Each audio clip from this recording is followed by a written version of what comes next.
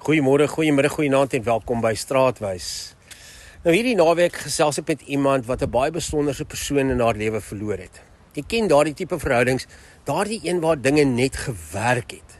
Daar was 'n ongelooflike mooi ritme tussen hulle, daar was 'n begrip, hulle het op 'n manier mekaar verstaan voordat die woorde nog uitgekom het. En nou is daardie persoon weg. En wanneer sulke dinge gebeur, kom die groot vraag altyd by ons op van hoekom? Veral wanneer die verhouding gewerk het, wat so raar is in 'n tyd soos hierdie. Hoekom moes dit gebeur? Hoekom nou? Hoekom daardie persoon? Maar as ons eerlik is met onsself, niemand verstaan regtig die rede vir baie van die dinge wat in die lewe met ons gebeur nie. Daardie hoekom is dikwels ontwykend en dalk gaan ons nooit die antwoord daarvoor kry nie. En dis juist dit wat die lewe so moeilik maak en hierdie dinge so moeilik maak. Want mense kan baie pyn hanteer. Maar wat ons verskriklik swaar vind, is wanneer ons nie die rede kan verstaan of kan insien nie. Ek het al baie keer in sulke gesprekke gestaan en mense kyk uit en reik uit na jou toe en dan vra hulle vir jou raad. Maar wat sê 'n mens? Want as 'n dominee of 'n prediker of enige wyse mens vir jou sê hulle weet presies hoekom dit gebeur het, dan is hulle baie beter as ek.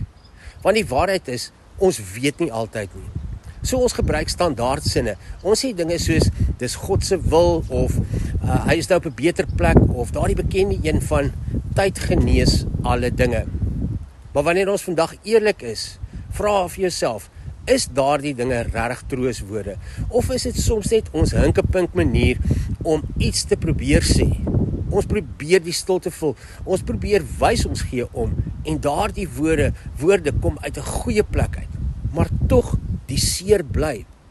Want wanneer iemand werklik 'n stuk van jou lewe was, kan hulle nie net sommer vervang word deur 'n paar woordjies nie. Jy kan nie net aanbeweeg asof niks gebeur het nie, want eintlik gebeur is iets anders. Die seer verdwyn nie altyd nie. Jy raak dalk net oor tyd gewoond aan die seer.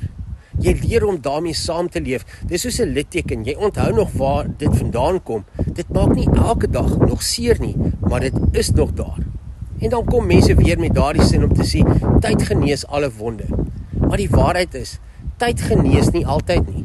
Soms maak tyd net die pyn bietjie stiller. Dit skuif dit na 'n plek waar jy nog kan funksioneer.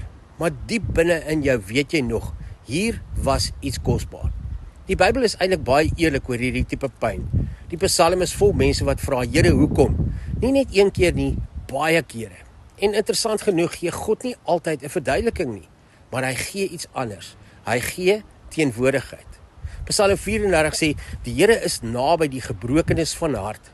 Daar staan nie die Here verduidelik alles nie. Daar staan nie die Here gee altyd die rede nie, maar hy is naby. En miskien is dit die diepste troos. Nie dat ons alles gaan verstaan nie, maar dat ons nie alleen deur hierdie pyn wat jy voel, hoef te stap nie. Want wanneer 'n mens iemand verloor, bly daar altyd 'n stuk van jou hart wat anders is.